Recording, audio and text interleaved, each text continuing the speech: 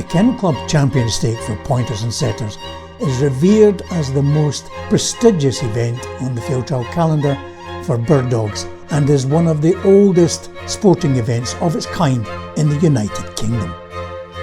Pointers and setters are known for their hunting power, their grace, their beauty, their athleticism, their drive and stamina.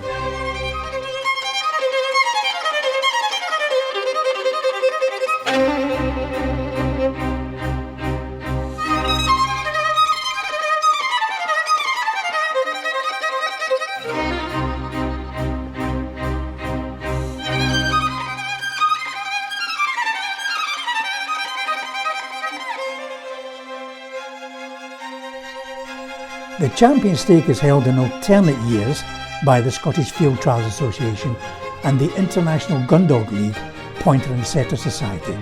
Since 2006, the Champion Stake in Scotland has been held at the Duke of Roxburgh's Byrecleugh Estate on the Lammermuir Hills in the Scottish Borders.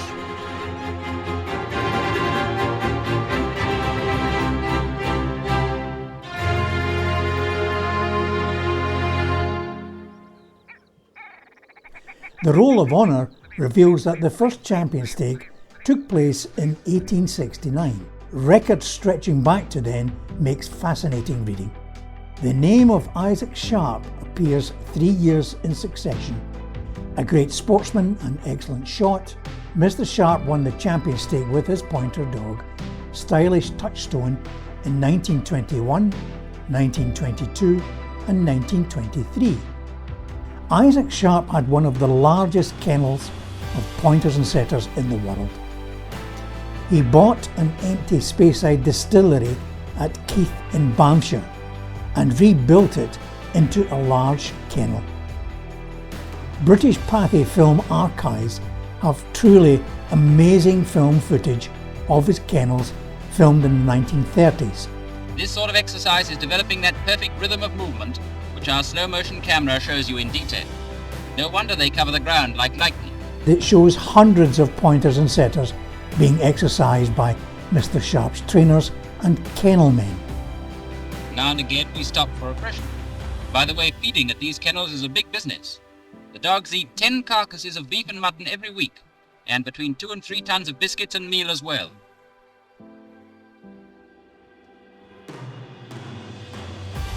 And now watch an example of perfect training. The trainer arrives, blows his whistle, and instantly play is forgotten and they come to heel.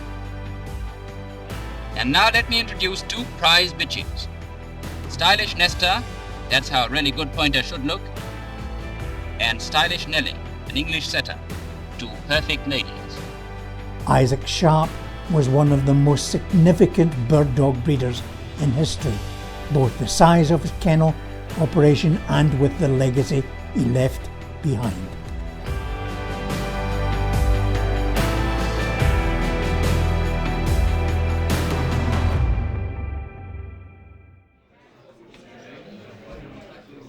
Good morning, first of all, and welcome to the 2024 Pointer and Setter Champion Stake, which is by kind permission of the Duke of Roxburghe. There are a number of organisations that I wish to personally thank for their sponsorship to make this work for us.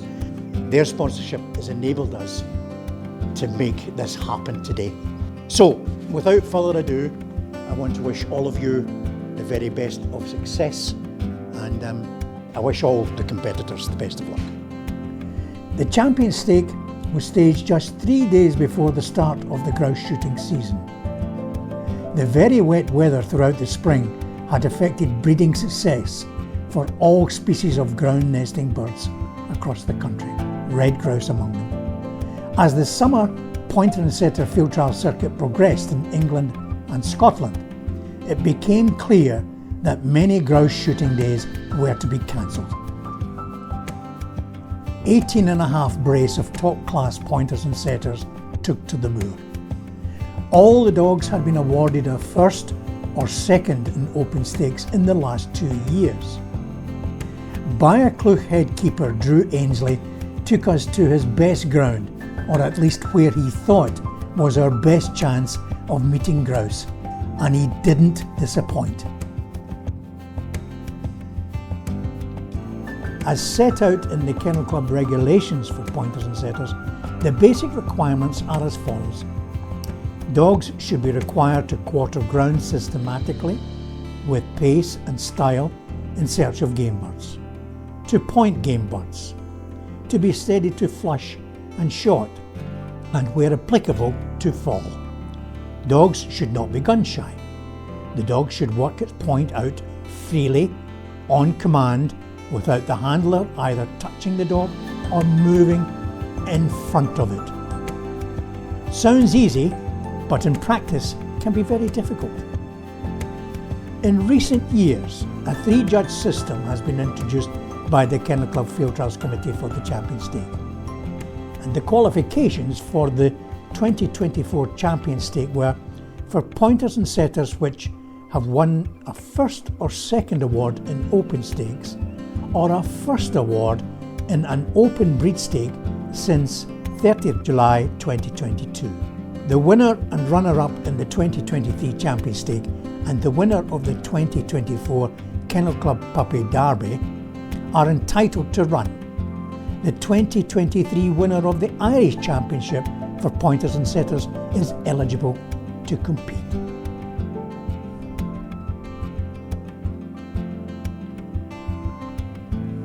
There is no greater sight than a brace of pointers and setters hunting a moor with pace and style in search of red grouse. William Arkwright's famous book, The Pointer and His Predecessors, captures what it is like to work with these beautiful gun dogs on a day's walked-up shooting. Arkwright states, "The chief glory of the sport is to shoot over a brace of raking pointers matched with speed and style, sweeping over the rough places like swallows and passing each other as they were fine ladies not introduced.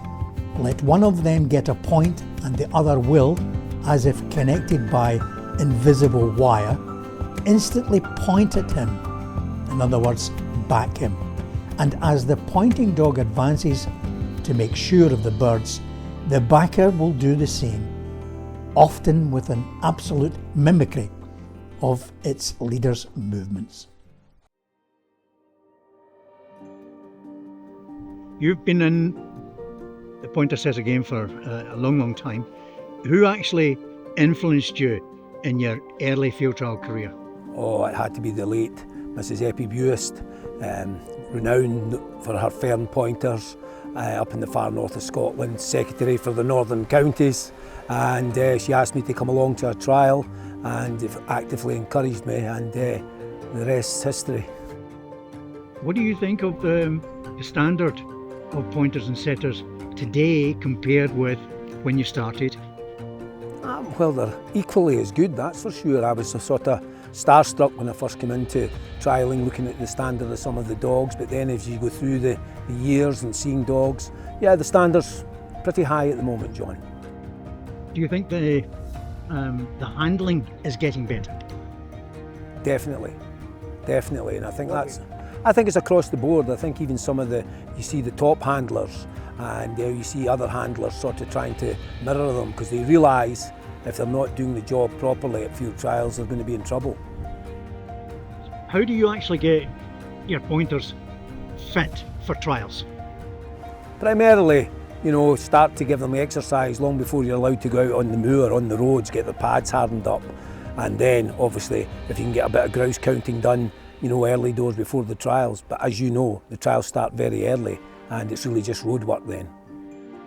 Do you think the counting helps these dogs?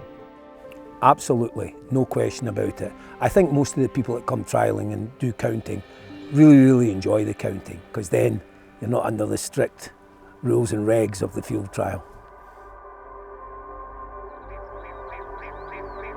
Grouse are often referred to as the king of game birds. They are very territorial and the only indigenous species of birds in the UK. Grouse can live up to 8 years old. Grouse eat predominantly ling heather and other heathers, berries and seeds. Grit must be eaten every day to aid the digestion. The incubation period is 22 days, and the grouse chicks depend on insects. Grouse can be fully grown in 35 days, and the chicks can fly at between 12 and 18 days. The purpose of grouse counts, which are carried out in March before nesting, begins when birds are well established in their territories. The same areas are counted every year. Some estates have these areas marked out permanently. Dogs are used to flush the pairs of grouse, which are then recorded in a book. Care is taken that the same birds are not counted twice. The same areas are then counted in July to establish how well the birds have bred. Careful records are kept of the sizes of coveys that are flushed, especially the numbers of young birds. Counts from previous years can be compared. Possible numbers of days shooting to let can be predicted, and having records that help build up the capital value of the moor. On the glorious 12th, the 12th of August each year, many of the field triallers will head to grouse moors in the United Kingdom to shoot grouse over their dogs. It's called walked-up shooting over pointers.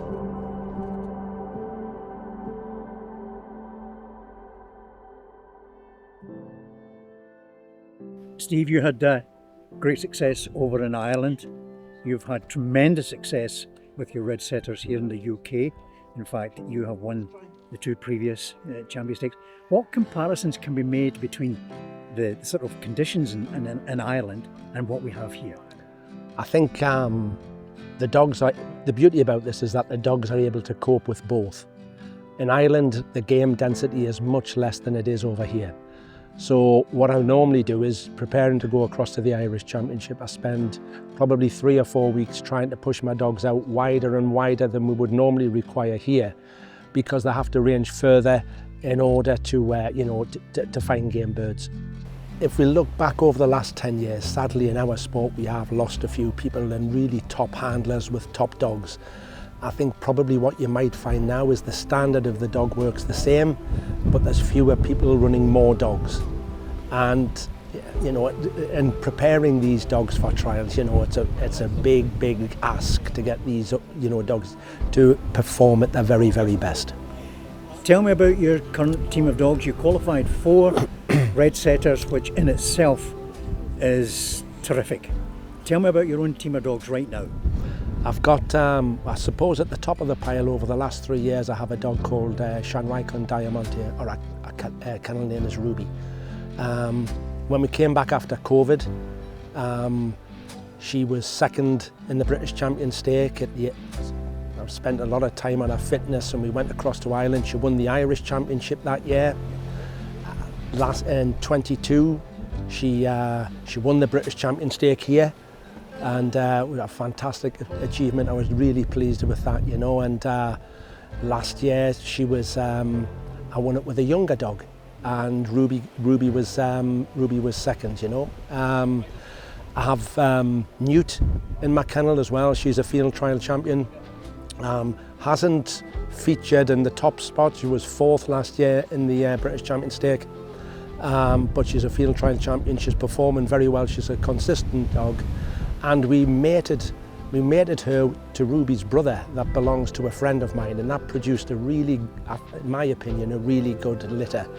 We have Coal Coach Ginny, who last year at 25 months old won the British Champion Stake. The year before that she'd won the Puppy Derby up here. So she's been really consistent, and I think I feel as though I'm in a good spot at the moment, but you can never rest on your laurels with the dogs. You have to keep on trying to improve, don't you, John?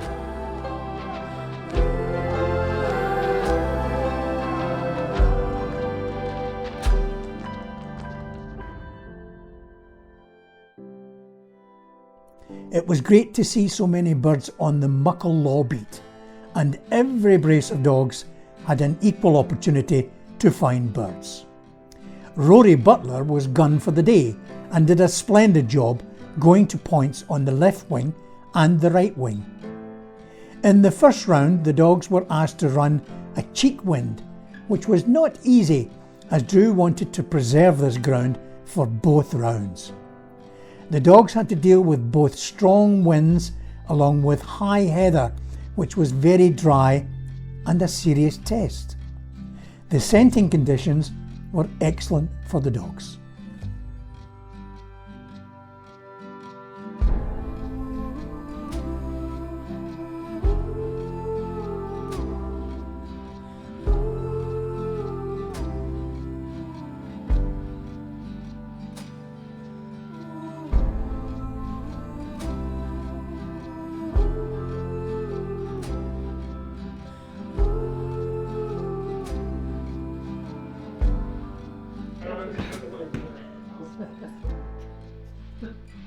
Firstly, on behalf of all of you, I wish to thank the Duke of Roxburghe for allowing us to stage the 2024 Champion Stake on Byrecleugh Estate here in the Scottish Borders.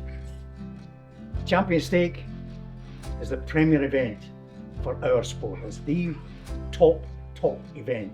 It doesn't really get any better than that. And for me, there's no better sight than a brace of pointers and setters quartering a boar. And that's what I've always believed in, and that's why I'm involved in this sport. I want to pay tribute to a special man. He is the Byrecleugh head gamekeeper, Drew Ainsley. He has been our greatest supporter over many, many years. This year is his final year. And he has been on Byrecleugh, believe it or not, since 1988. So, for everything that you have done for our sport, 12 years. I stand corrected, 12 years. For everything that you have done for our sport, I can't thank you enough. So, I'm going to ask you to come forward and receive a special gift on our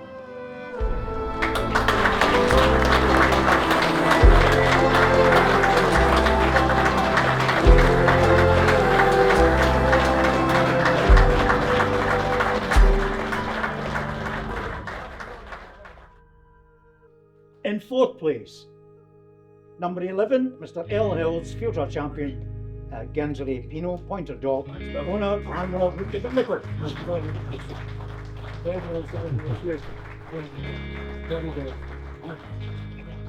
After the best natural background.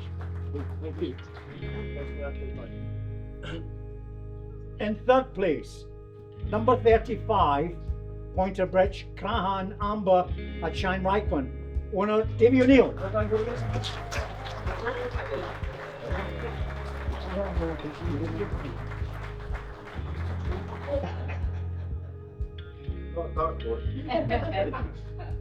Second in the championship, number 21 Irish Setter Bitch, Field Champion Ballydavid, Artemis of the Kingdom. Owner Mrs. J. McGillicuddy, handler Dr. Hugh Brady.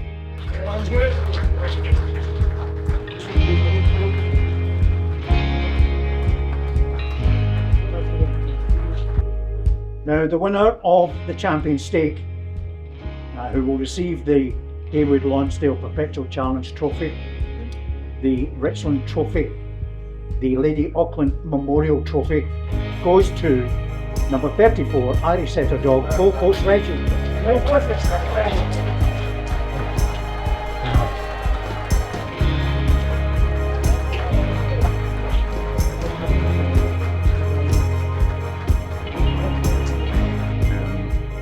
It's been lovely to be part of this because you're all so nice.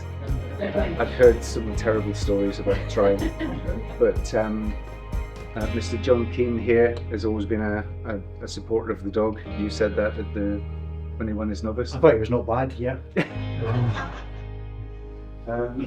Wilson has given me lots of advice. I've had great training tips from Steve Lound, Terry Harris. Great support from Kim and Linda, but I have to say the biggest thanks to Steve.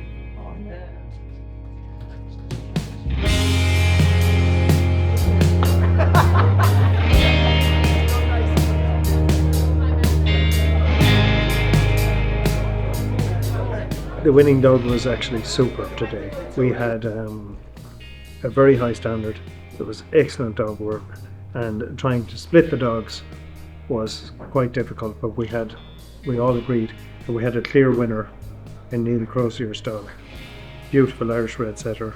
He was very fast, went straight right on his first cast, had a good find, straight in, bang, located the grouse, worked forward when instructed, birds up, dog dropped, worked out to exactly where the birds had been.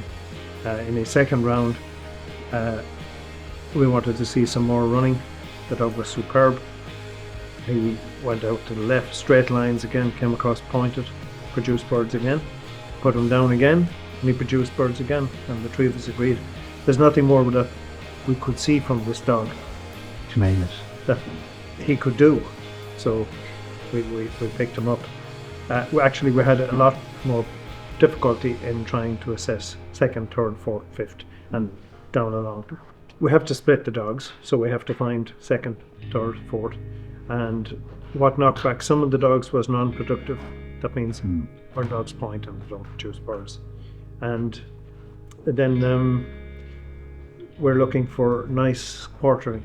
One particular dog we had was brilliant at finding birds, but it wouldn't quarter for us. But it found birds every time it was let off the lead. Yes. But it was knocked back because it wouldn't do the groundwork. So its nose is so good, it maybe feels it doesn't have to do it.